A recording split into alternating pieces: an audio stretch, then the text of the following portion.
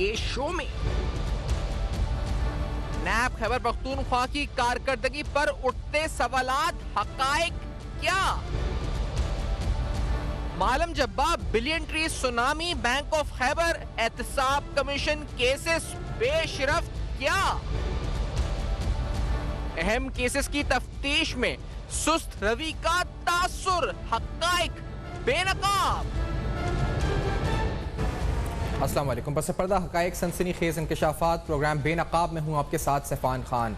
Polio कतरे बहुत अहमियत के हामिल हैं। ये आपके मुस्तकबिल के यानी आपके बच्चों के मुस्तकबिल को महफूज बनाने के लिए इंतहाई ज़रूरी हैं। इससे डरना हरगिज़ नहीं है। आपको इस वक्त कोई खौफ है, कोई आपके जहन में कन्फ्यूजन है, तो हम भी इस प्रोग्राम के जरिए आपको मेडिकली भी बताएंगे कि कितनी इस वक्त अहमियत है इन कतरों की और क्यों ज़रूरी है। पाकिस्तान में हर एक फ़र्द के लिए कि वो अपने बच्चे को इस कतरे से, इस वक्त इंसदाद पोलियो मुहिम में हिस्सा बने और ये कतरे पिलाए। इस मुहिम का आगाज़ हो चुका है। एक पैकेज आपको दिखाते हैं पोलियो कतरों के हवाले से, उमूमी जो तासुर लोगों के जहनों में है उस हवाले से मेडिकली भी बात करेंगे, लेकिन पहले आपको ये पैकेज दिखाते हैं, फिर प्रोग्राम में बाकायदा अपने से आपको इंट्रोड्यूस कराएंगे। Let's see this first.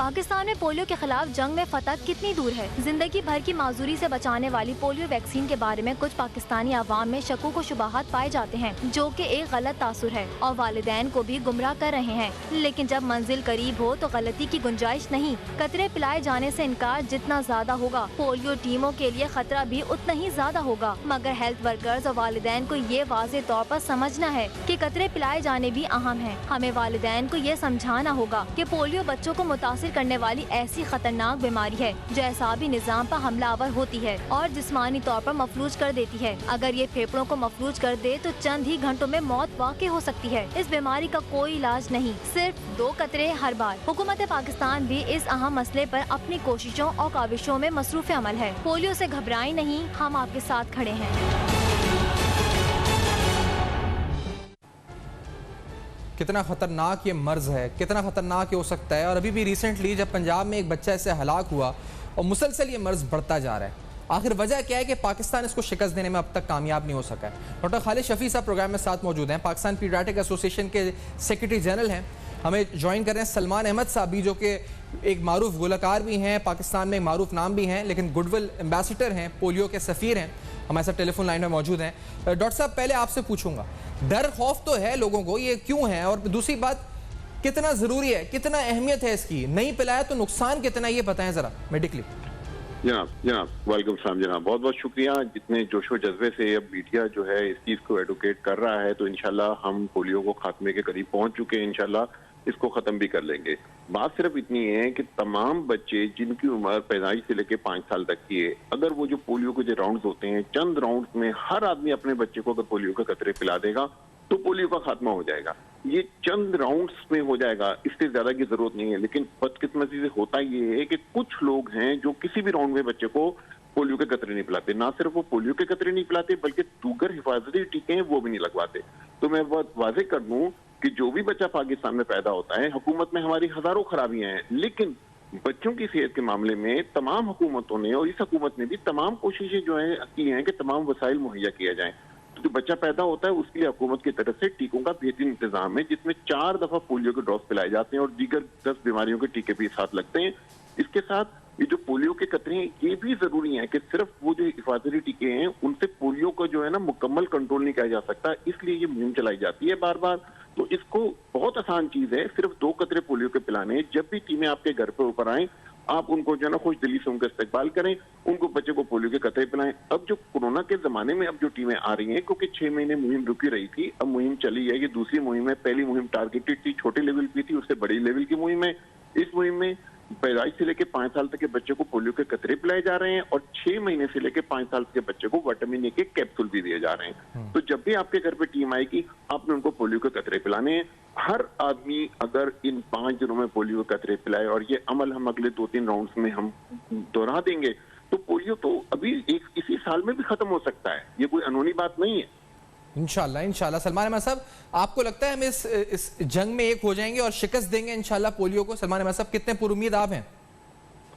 जी शुक्रिया आपका। आपकी जो ओपनिंग रिपोर्ट और जो डॉक्टर साहब ने भी बात की, मैं उसको ये कहना चाहता हूँ पाकिस्तानियों को कि देखें, पाकिस्तान वो मुल्क है जिसमें देखें दुनिया की तारीख में जो एक बीमारी है ना जो बिल्कुल जिसका खात्मा हो गया वो स्मॉल पॉक्स है। ठीक है, पाकिस्तान ने इंडिया से पहले स्मॉल पॉक्स का खात्मा किया था। आप इस वक्त देखें कि कोविड-19 में बड़े सगीर में पाकिस्तान ने जो कर्व है बिल्कुल फ्लैटन कर दिया है। तो अगर वो मुल्क जो जिसने स्मॉल पॉक्स का खात्मा कर दिया, कोविड जैसी वबा का फ्लैटन कर दी कर्व, तो वो पोलियो क्यों नहीं रोक सकता? तो मैं 2-3 चीजें कह रहा हूँ हमारी अवाम के लिए कि देखें, ये वही 2 कतरे हैं जो अपने बच्चों को देते हैं जो 57 इस्लामी ममालिक में लोग दे चुके हैं, और उन्होंने पोलियो का खात्मा अपने वो जो 57 इस्लामी ममालिक है जिसके अंदर सऊदी अरब, जब हम उम्रा या हज पे जाएं तो वही 2 कतरे हैं जो हम अपने बच्चों को यहाँ पाकिस्तान में दे रहे हैं। ठीक है, तो क्या वजह है कि पाकिस्तान और अफगानिस्तान रह गए हैं पीछे? तो ये आखिरी मरला है, आखिरी जिस तरह एक दौड़ होती है उसका आखिरी लैप है, आखिरी राउंड है। जो माँ बाप हैं, जो असतज़ा हैं, जो आप मीडिया में इसको बात को उभार रहे हैं, हम 8 केसेस तक पहुंच गए थे 2018 में, 8 केसेस तक। तो ये जो लापरवाही की वजह से बढ़ गए हैं, खुदारा ये थोड़ी सी मेहनत करें। 6 महीने की, बिल्कुल डॉक्टर साहब सही कह रहे हैं कि हम इसको 6 महीने के अंदर 0 पे ला सकते हैं, पोलियो 0 पे ला सकते हैं। बगैर अवाम के ताउन के ये नहीं होगा। डॉक्टर फैसल सुल्तान जो है उनको भी मैं कहना चाहता हूं कि ये कोऑर्डिनेशन जो है, मैं समझता हूं कि पाकिस्तान और अफगानिस्तान की जो हेल्थ मिनिस्ट्रीज हैं वो भी दोनों मिल के अगर बैठ जाए तो एक दफा इसको दुनिया से हम पोलियो का खात्मा कर सकते हैं इंशाल्लाह। सलमान अहमद साहब और डॉक्टर साहब, आपका दोनों का बहुत शुक्रिया, आपने प्रोग्राम में ज्वाइन किया। इंशाल्लाह शिकस्त देंगे, हम एक होंगे, एक होके लड़ेंगे इस बीमारी के खिलाफ। और ये सिर्फ 2 कतरे तो हैं इस पर, और ना पिलाएंगे तो नुकसान कितना ये आप जानते हैं। इस ब्रेक के बाद एक अहम करप्शन केस, कुछ अहम स्कैंडल्स खैबर पख्तूनख्वा के हवाले से, पेशरफ्त क्या है नैब की, आपके सामने रखेंगे। हमारे साथ रहेगा।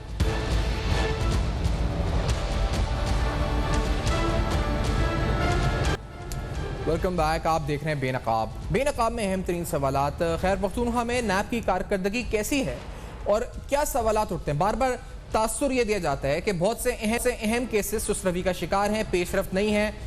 बहुत सालों से जो इन्वेस्टिगेशन स्टार्ट हो चुकी हैं, आया उनके ऊपर नैब की दिलचस्पी नहीं है। अगर है तो वो केसेस उस तेजी से आगे नहीं बढ़ रहे जितना दूसरे सूबों में बढ़ रहे हैं। ये तासुर कितना दुरुस्त है, कितना हकाइक पर मबनी है या कितना हकाइक के बरक्स है, प्रोग्राम में सवाल उठाएंगे।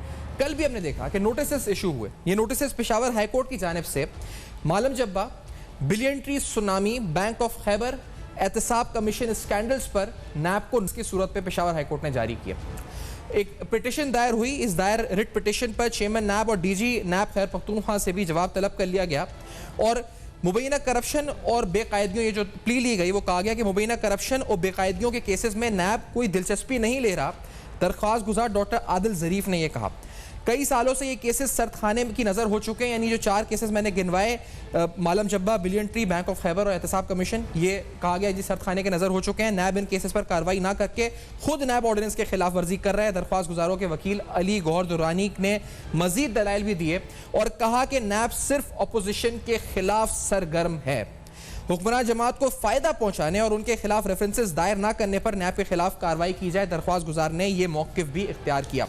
चेयरमैन नैब मालम जब्बा और बीआरटी के हवाले से रेफरेंसेस पर एक बयान जब उनका आया था, जब उन्होंने कहा था कि रेफरेंसेस तो दोनों तैयार हैं, स्टे का कुछ उन्होंने कहा था मसला है, मालम जब्बा पे कोई स्टे नहीं है, लेकिन उन्होंने क्या कहा था एग्जैक्टली कुछ माह कबल, आपको जरा सुनवाते हैं। Let's hear this. नैब कर क्या रहा है? नैब तो बीआरटी में एक्शन नहीं ले रहा। नैब कर क्या रहा है? वो मालम जब्बा में एक्शन नहीं ले रहा। उनका शायद ये इल्म नहीं है कि दोनों एक्शन तैयार हैं। ऐसी बात नहीं है कि एक्शन तैयार नहीं है, रेफरेंसेस तैयार हैं, लेकिन जब अदालतों से स्टे विकेट होंगे तो फिर बारी आएगी ना रेफरेंसेस फाइल करने की। और आप यकीन करें कि ये बारी ज़रूर आएगी, देर आयद दुरुस्त आयद, लेकिन ऐसा नहीं होगा कि कोई मसलहत पसंदी सामने आए और नैब ये सोचे कि नहीं जी, चूँकि उस साइड पे अरबाब इख्तियार हैं तो ज़रा एहतियात से काम लेना होगा। ऐसी एहतियात नहीं है। एहतियात सिर्फ उस वक्त की गई है, वो भी किसी हद तक जब महसूस हुआ है कि इसमें मुल्क का इंटरेस्ट है। तो चेयरमैन नैब की तरफ से तो वाज़ेह कहा गया था जी रेफरेंस तैयार है, मौजूदा पेशरफ्त क्या है वो आपके सामने रखें। इससे कबल इस इंक्वायरी रिपोर्ट को भी जरा पढ़ लेते हैं। इंक्वायरी रिपोर्ट के अंदर कहा गया जी कि जो मालम जब्बा के हवाले से थी कि it was revealed that no feasibility study और cost benefit analysis was conducted before leasing out the project to a private party. There was no technical, financial and pre-qualification criterion for assessment, nor was the mode of bidding process defined. During inquiry investigation, it established that the award of lease project was from the way of beginning initiated malafidely. ये inquiry report थी जिसमें सब चीज़ें की गई और ये कहा गया कि during inquiry it was established that MS Samson group of companies has no prior experience of hotel and as required under the TORs and advertisement. The last date of submission for proposals was 31 March 2018. The same was extended to 10 April 2018. It is worth mentioning here that the lessee, that is MS Sampson Group of Companies, submitted its proposal in the extended period. ये extension जो दी गई इस पर भी सवाल उठाए गए थे इस इंक्वायरी रिपोर्ट में। ये मालम जब्बा का केस है, लेकिन इससे पहले कि हम आपको आगे बढ़ाएं और पैनल की तरफ जाएं अपने और ये अहम तरीन सवाल उनके सामने रखें, क्या वाकई में नैब खैबर पख्तूनख्वा की कारकर्दगी सुस्त रवि का शिकार है? ये पॉलिटिकल इस पर अलाइनमेंट है, क्या है? आज हमने नैब खैबर पख्तूनख्वा से मौक़िफ़ लिया और ज़राए के ज़रिए उनसे पूछा कि आखिर नैब खैबर पख्तूनख्वा इन इंपॉर्टेंट केसेस पर क्या कर रहा है, आखिर क्यों चुप बैठा हुआ है। तो नैब खैबर पख्तूनख्वा की तरफ से हमें यह मौक़िफ़ मौसूल हुआ। हमें बताया गया कि मालम जब्बा केस में रेफरेंस तैयार है और मोस्ट प्रोबेबली अगले हफ्ते नैब के एग्जीक्यूटिव बोर्ड इजलास में इसकी मंजूरी मुतवक्के है।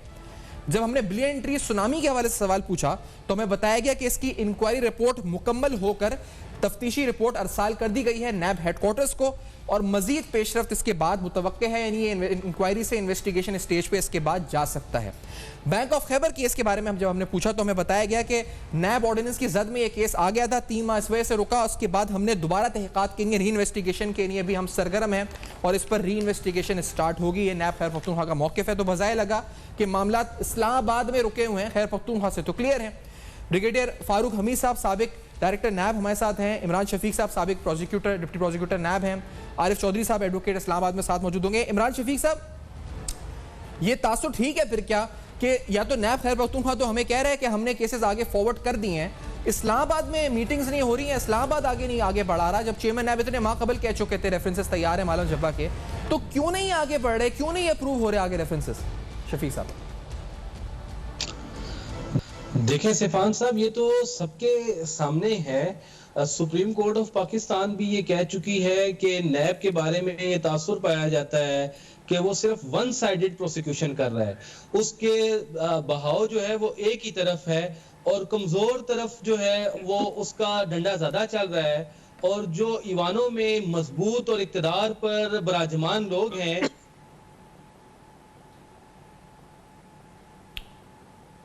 इमरान शफीक साहब की आवाज़ इस वक्त जी चलिए जब तक राब्ता बहाल होता है। फारूक हमीद साहब आप साथ हैं हमारे? फारूक हमीद साहब आप तक आवाज़ आ रही है? जी जी बिल्कुल जी। फारूक हमीद साहब फरमाएं, क्योंकि ये जो इमरान शफीक साहब कह रहे थे तासुर आम है, नैब खैबर पख्तूनख्वा कह रहे केसेस आगे फॉरवर्ड हो चुके हैं, मालूम जब्बा रेफरेंस है, कहते हैं अगले हफ्ते मंजूर हो जाएगा और ये हम काफ़ी टाइम से सुन रहे हैं अगले हफ्ते मंजूर हो जाएगा। कब आएगा ये हफ्ता फारूक हमीद साहब? बिस्मिल्लाह रहमान, बहुत शुक्रिया। देखें, यही वजह है कि नैब इतना मामला प्रोलॉन्ग कर देती है कि फिर लोगों को शक व शुबू पैदा होने शुरू हो जाते हैं और फिर जो आला अदालतें हैं फिर उनके भी फिर जारी बात है एडवर्स और नेगेटिव रिमार्क्स आते हैं नैब के खिलाफ। और ये बात सही है कि इतना अरसा केसेस ड्रैग कर रहे हैं। ये BRT का हो गया, मालम जब्बा हो गया, 100 बिलियन ट्री सुनामी वाला प्रोजेक्ट है, बैंक ऑफ खैबर है। पंजाब के अंदर चीफ मिनिस्टर को तो वो बुला लेते हैं नैब वाले, लेकिन आप मुझे बताएं नैब KP है, मेरा ख्याल है वही इस केस को डील कर रहे हैं। ये जो जारी बात है KP के जो केसेस हैं, जो करप्शन, मेगा स्कैम, जो भी मामलात हैं, तो अभी तक तो कोई खबर नहीं है। अभी तो हमने ये भी नहीं सुना कि किन किन लोगों को बुलाया गया है, कौन अक्यूज्ड हैं, चाहे वो MP हैं, MNA हैं, प्रोविंशियल मिनिस्टर हैं या उनमें से कोई ऐसे लोग जो क्या फेडरल मिनिस्टर हैं। तो लिहाजा देखें, ये फिर बात ट्रांसपेरेंसी के मामलात हैं, उस पर फिर लोगों को डाउट तो क्रिएट होगा। और अभी तक मैं समझता हूँ अगर पंजाब में सिटिंग वज़रा जो है वो अरेस्ट किए थे नैब ने, तो मुझे ये बताएं KP में क्यों नहीं हो रहा? KP का नैब जो है क्या उनको कोई प्रोफेशनल ट्रीटमेंट दे रहा है? KP के जो गवर्नमेंट के लोग हैं या पब्लिक ऑफिस होल्डर, पॉलिटिशियन, मेरा ख्याल है कि ये गलत बात है। आपको बिल्कुल, अगर हम कहते हैं बुनियादी असूल अक्रॉस द बोर्ड अकाउंटेबिलिटी, तो फिर नैब KP जो है उनको खुल के सामने आना चाहिए, लोग अरेस्ट भी होने चाहिए, मीडिया में खबरें भी आनी चाहिए, रेफरेंसेस दायर होने चाहिए, ताकि पता लगे कि केपी के अंदर मामला जो है वो चल रहे। आप देखें ना, ये कितनी अफसोस की बात है कि किसी शख्स को पिटीशन देनी पड़ गई नैब में, अपना हाई कोर्ट में, कि जनाब नैब इंटरेस्टेड नहीं है। हालांकि चेयरमैन नैब जो है वो कह चुके हैं कि हम बिल्कुल को फाइनलाइज कर रहे हैं, लेकिन ऐसी चीज़ सामने नहीं आ रही है। तो मेरा ख्याल है ये नैब की सुस्ती है, और यही चीज़ पर नैब के अगेंस्ट होल्ड होती है, और फिर अपोजिशन पर सही बात करती है कि ना आप देखें जी, हमें तो ये बड़ा टारगेट करते हैं, पकड़ते हैं, लेकिन पीटीआई के जो अपने लोग हैं, जो मुलजमान है, उनकी कोई उनकी तरफ ये नैब जो है वो देखता नहीं है। तो फिर ये बात देखें ना, फिर जो हम चाहते हैं कि हम ये नहीं चाहते कि कोई बैलेंसिंग एक्ट हो, कि ऑपोजिशन के अगर लोग पकड़े गए तो बैलेंसिंग के तौर पे लोग नहीं, जेन्युइन मेरिट। अच्छा, इस बारे में चेयरमैन नैब ने जब इंक्वायरी, ये जो बायसनेस की कॉल है, इस पे बायसेस पे आरिफ चौधरी साहब आपकी भी हम कमेंट शामिल करते हैं, लेकिन चेयरमैन नैब ने खुद क्या कहा था, अगर हम वो सुना दें अभी। इस वक्त के चेयरमैन नैब ने इससे पहले इन केसेस के मुतालिक जो खैबर पख्तूनख्वा के हैं कि बायसनेस हैं, क्लैरिफाई किया था नैब की पॉलिसी क्या है। लेट्स हियर दिस कि वो क्या कहते हैं, उनका मौक़िफ़ क्या। Let's hear this. इस तासर की बिल्कुल नफ़ी करता हूँ कि जी नैब खैबर पख्तूनख्वा में काम नहीं हो रहा या दूसरे सूबों की निस्बतन काम कम हो रहा है। हमेशा फेस को आज तक नहीं देखा, सिर्फ केस को देखा है, और केस उस वक्त उस पर पेशकदमी शुरू की है जब प्रिमा फिशाई ये तय हुआ है कि प्रिमा fisheye case is made out के बाद यूँ नज़र में एक केस बन रहा है। जब एक केस बन रहा है तो उसके बाद फिर ये नहीं देखा कि ये कौन है, फिर सिर्फ ये देखा है कि ये क्या है, केस के मेरिट्स और डीमेरिट्स क्या है। पहले दिन भी कहा था और आज भी इस बात पे कायम हूँ कि नैब की एफिलिएशन किसी हुकूमत के साथ नहीं, कि हुकूमतें तो आती जाती हैं, लेकिन हमारी जो एफिलिएशन है वो सिर्फ और सिर्फ पाकिस्तान के साथ है। आरिफ चौधरी साहब आपकी तरफ आएंगे। ये जो केसेस हैं तीनों, इन तीनों केसेस पे जो बीआरटी वाला केस है उस पर तो काजी के स्टे है। मालम जब्बा वाला रेफरेंस, जिसका मैंने कहा एक हफ्ता, उन्होंने अभी भी हमें एक बताया गया ज़राए से कि एक हफ्ता और आप रुक जाएं, एक हफ्ते बाद ईवीएम मंजूर कर देगी। Billion tree tsunami inquiry report दोबारा इस वक्त नैब हेडक्वार्टर अरसाल हो चुकी है, इन्वेस्टिगेशन में शायद कन्वर्ट होगी। Bank of Khyber case NAB ordinance की वजह से 3 माह रुक गया, अब दोबारा से वो कहते हैं कि इसको री इन्वेस्टिगेट करेंगे और इंक्वायरी के लिए वो लिखेंगे री इन्वेस्टिगेशन के लिए। तो सब क्या ये वाकई में आपको लगता है हर्डल्स हैं, या ये हर्डल्स नहीं बल्कि बहाने क्या है इस पर आरिफ चौधरी साहब? बहुत शुक्रिया। पहली बात तो यह है कि खुद चूँकि वो जज रहे हैं सुप्रीम कोर्ट के चीफ, जो नैब के चेयरमैन हैं, तो उन्हें इस बात का बखूबी इल्म है कि वर्ड्स जो हैं, action speak louder than words. सिर्फ अल्फाज के कह देने से कि हम फेस नहीं देखते, केस देखते हैं, और किसी के मुकाम और मर्तबे से हम मुतासर हुए बगैर केस को प्रोसीड करते हैं, इस पे लोगों का यकीन उस सूरत में आएगा जब उन्हें अमली तौर पर यह बात होती हुई नज़र आए। बात यह है कि इस सब अमल में जो नुकसान हो रहा है वो इस अकाउंटेबिलिटी प्रोसेस को हो रहा है कि पाकिस्तान से इतना रुपया लूटा गया, हर मंसूबे में हर गवर्नमेंट ने लूटा, 100/100 के अगर पीटीआई को मौका मिला तो, और वो सूबे में हुकूमत कर रही थी, तो वहाँ भी ये ऐसी चीज़ें, ऐसी शिकायत सामने आई हैं, और बहुत बड़े बड़े मंसूबे जो है वहाँ भी मौजूद हैं। अगर ये एक ऐसा काम कर दिया जाता है, क्रॉस द बोर्ड का लफ्ज़ जो इस्तेमाल होता है, सबको नज़र आता, और मैं समझता हूँ कि इन हालात में सबसे ज़्यादा ज़रूरी जो था वो हुकूमत के ख़िलाफ़ कार्रवाई करना थी। हुकूमत जो गवर्नमेंट इस वक्त मौजूद है उसके ख़िलाफ़ कार्रवाई करके रेफरेंसेस दाखिल किए जाते, फैसला जो भी होता, उससे अंदाज़ा ये होना था कि ये जो बाकी लोग जो जिनके खिलाफ बड़े बड़े स्कैम है, उससे कई बड़े स्कैम है, उनकी इस बात को बिल्कुल वजन ना मिलता। और लोग कहते हैं कि देखें जनाब, नैब जो है वो एक इंडिपेंडेंट इदारा है और उसका इससे कोई ताल्लुक नहीं कि कोई गवर्नमेंट में है या कोई गवर्नमेंट से बाहर है। मैं बिल्कुल इस बात पे कामिल मेरा यकीन है कि ये रेफरेंसेस ज़्यादातर जो है वो दुरुस्त है। करप्शन बहुत हुई है, हर जगह करप्शन हुई है और नज़र आ रही है। अब ये बीआरटी का मंसूबा आप जाए, आपको पता चलता है यार कमाल होगी, इतना अरसा गुजरने के बावजूद अभी तक वो पाया तकमील तो पहुँचने को क्या। आप सही कह रहे हैं, ये बड़े अहम सवाल। सर एक ब्रेक हमें लेनी है, इसके बाद हम ये आपसे पूछेंगे भी और आपको दिखाएंगे भी कि किस अदालत हैं पेशावर हाई कोर्ट ने मुख्तलिफ औकात में जो कमेंट्स दिए हैं नैब खैबर पख्तूनख्वा के बारे में, वो भी दिखाएंगे। ऐसा क्यों है, क्यों अंडर क्रिटिसिज्म, अंडर क्वेश्चन है नैब खैबर पख्तूनख्वा की कारकर्दगी? कुछ और हकायक रखेंगे सामने, हमारे साथ रहेगा ब्रेक के बाद।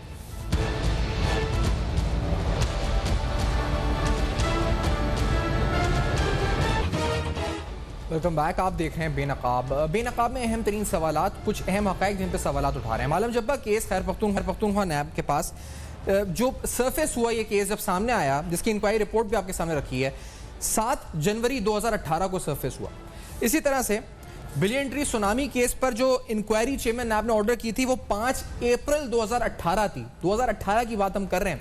जनवरी 2018, अप्रैल 2018 जब ये केसेस अप्रूव हुए, मंजर आम पर आए, इनकी इंक्वायरीज अप्रूव हुई। आज हम 2020 में बैठे हुए हैं। इसी तरह से जिस केस बीआरटी की बात हो रही है, जिसके ऊपर हमने देखा था कि स्टे था, और उस स्टे को भी 4 सितंबर 2018 को दिया गया। तो जो रिस्ट्रेनिंग ऑर्डर्स इशू हुए थे, उस पर नैब पर इल्ज़ाम ये लगा खैबर पख्तूनख्वा पे कि इन्होंने परसू नहीं किया उस केस को जिस तरह करना चाहिए था। लेकिन ये तो खैर एक तनकीद है, जो तनकीदी नज़र से लोग देखते हैं वो करते हैं। ऑनरेबल कोर्ट यानी ऑनरेबल पेशावर हाई कोर्ट के मुख्तलिफ जजेस, मुख्तलिफ बेंचेस के रिमार्क्स भी हमने एक्यूमुलेट जो नैब खैबर पख्तूनख्वा की परफॉर्मेंस के हवाले से मुख्तलिफ औकात में आते रहे। मिसाल के तौर पर 11 सितंबर 2019 को जहां ऑनरेबल चीफ जस्टिस के रिमार्क्स थे वहां पेशावर हाई कोर्ट के कि ऐसा लगता है कि खैबर पख्तूनख्वा में नैब का वजूद ही नहीं है। इसी तरह 18 सितंबर 2019 को नैब खैबर पख्तूनख्वा सिर्फ मीडिया पर मुतहर्रिक है। ये 2 रुकनी बेंच था पेशावर हाई कोर्ट का, जिसने समाअत के दौरान रिमार्क्स दिए कि it is only active in media NAB Khyber Pakhtunkhwa. और फिर जस्टिस कैसर रशीद ने नैब के ऊपर कहा कि नैब खैबर पख्तूनख्वा की कारकर्दगी अमली तौर पर प्रैक्टिकली जीरो है खैबर पख्तूनख्वा में, और ये भी कहा कि एक प्रोसिक्यूटर को हायर नहीं कर सकते जो केस को डिफेंड कर सके। ये सवाल भी उठा। मैं आरिफ चौधरी साहब आपसे पूछूंगा कि जैसे 4 सितंबर 2018 को बीआरटी वाला मामला था, रिस्ट्रेनिंग ऑर्डर आए, क्या नैब ने सही तरह परसू किया इसको, यानी अपील और तमाम चीजें जिस तरह विगरसली होता दूसरे केसेस में, क्या इस तरह हुआ? चौधरी साहब, ऐसा नहीं हुआ, बिल्कुल ऐसा नहीं हुआ, बल्कि होना ये चाहिए। मैं आपको एक अर्ज करूं कि अगर किसी हुकूमत पर या किसी इदारे पर एतराज़ात उठते हैं तो सबसे पहले वो खुद जवाब देता है। और जिस तरह यहाँ कहा जाता है अदालतों के बारे में कि वो फैसले बात नहीं होते जल्दी, बड़ा बैकलॉग है, तो वो अदालतें कहती हैं कि जी हमारे यहाँ ये प्रॉब्लम्स हैं। या तो चेयरमैन साहब जो है वो खुद ये बता देते कि उनके पास टीम नहीं है, उनके पास वो वसाइल नहीं है और उन्हें इस तरह की मसाइल का सामना है, तो फिर तो बात बनती थी कि चलो जी उनकी दुश्वारियों का। जब वो नहीं बताते तो फिर इस तरह के केसेस में वाइट पेपर छपते हैं। यानी अब तक नैब की कारकर्दगी जो है एक बहुत बड़ा सवालिया निशान है। जिस तरह के रेफरेंसेस दाखिल किए गए, जिस तरह अदालतों के अंदर प्रोसिक्यूटर पेश हुए, वो किसी से ढकी छुपी बात नहीं है कि आपका प्रोसिक्यूटर जाके खड़ा होके अदालत में मजाक कर रहा है कि जी ये आप गूगल से ये तलाश कर लें इसका जवाब, और फिर कोई तैयारी किसी की नहीं होती।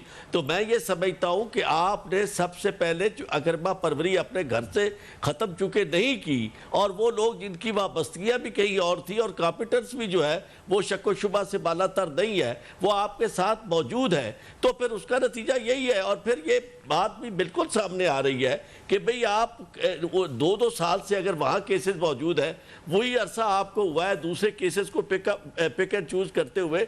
अगर आप थोड़ा सा इंसाफ इस मामले में करते, 2 केसेस अगर आप पकड़ते अपोजिशन वालों के, तो 2 केसेस जो है वो गवर्नमेंट के पकड़ लेते, तो या गवर्नमेंट का कम अज कम एक ही पकड़ लेते और 7 लोगों को पता चलता कि जनाब ये देखें ये तो इवन हैंडेडली सब कुछ हो रहा है, तो बात समझ आ रही थी। लेकिन अब तक आपने कुछ किया नहीं है। उससे पाकिस्तान का हर शख्स जो है, इवन अदालतें, अब आप अदालतों को तो खुद जानते हैं कि आप जज रहे हैं, अदालतें तो गैर जानबदारी से फैसला करती है। जो उन्होंने आपके बारे में अब तक कहा है इस पर भी आप पे असर नहीं होता, इसके बाद भी आपको अपने घर को दुरुस्त करने की ज़रा सुझाई नहीं देती बात। तो मैं ये समझता हूँ कि थोड़ा सा अपने इस अमल पे गौर करें, और जो कुछ हो रहा है, जो तनकीद हो रही है, उस तनकीद को अगर इस सिंपल अल्फाज में मैं आरिफ साहब रखूं, फारूक हमीद साहब, ये जो नाम है इस इंक्वायरी रिपोर्ट में, ये मालम जब्बा की इंक्वायरी रिपोर्ट मेरे हाथ में है, तो ये बड़े बड़े नाम है जो अभी मौजूदा हुकूमत में, फारूक हमीद साहब,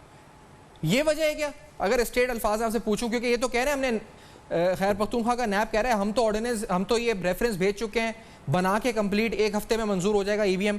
तो सर ईवीएम पर बैठता है इजलास, वो मंजूर नहीं, आप खुद नैब लाहौर में रहे, ये बड़े नाम वजह है क्या फारूक हमीद साहब?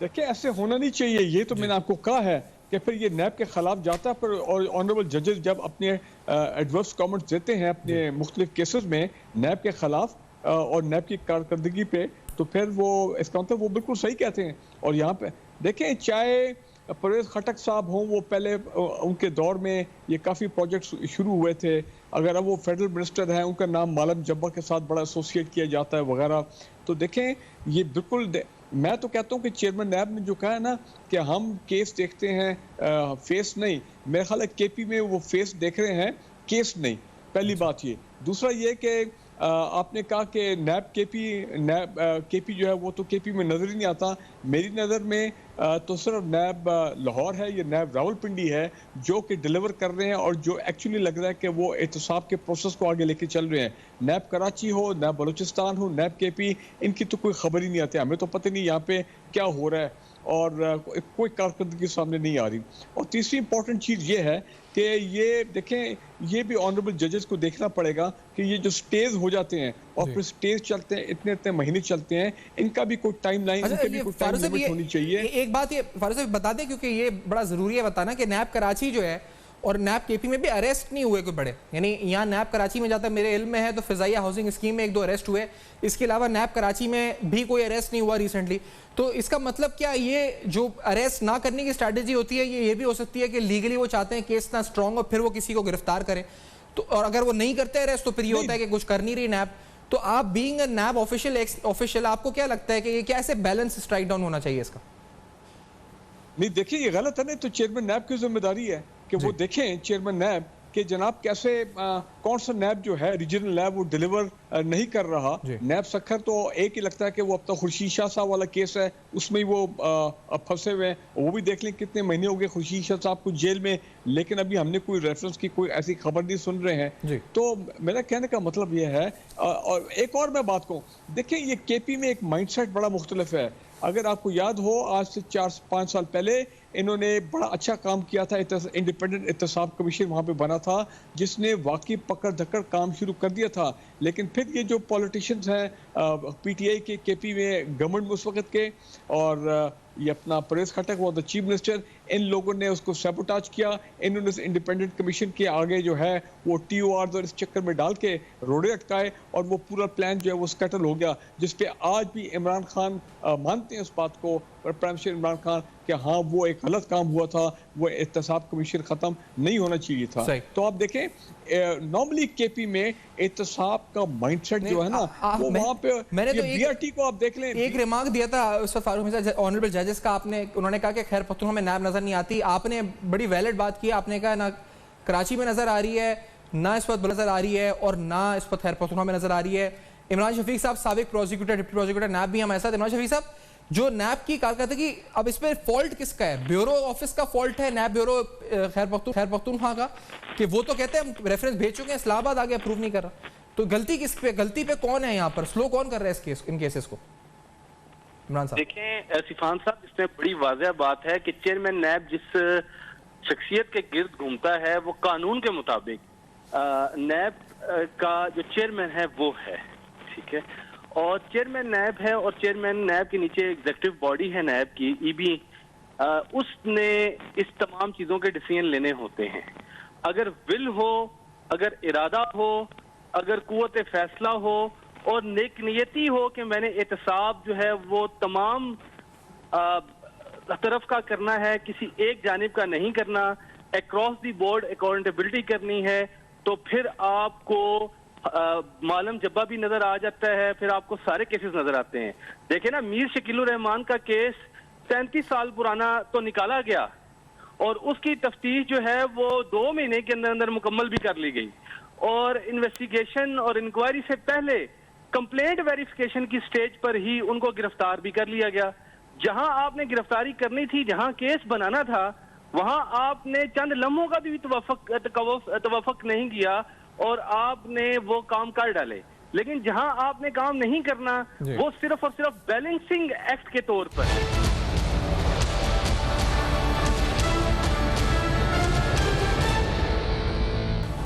Welcome back. आप देख रहे हैं बेनकाब और अहम तरीन सवाल उठाए हमने, लेकिन हम चेयरमैन नैब जस्टिस जावेद इकबाल से, जिनके अब तक अगर आप थ्रू ट्रैक रिकॉर्ड देखें तो इट हैज़ बीन ट्रेमेंडस।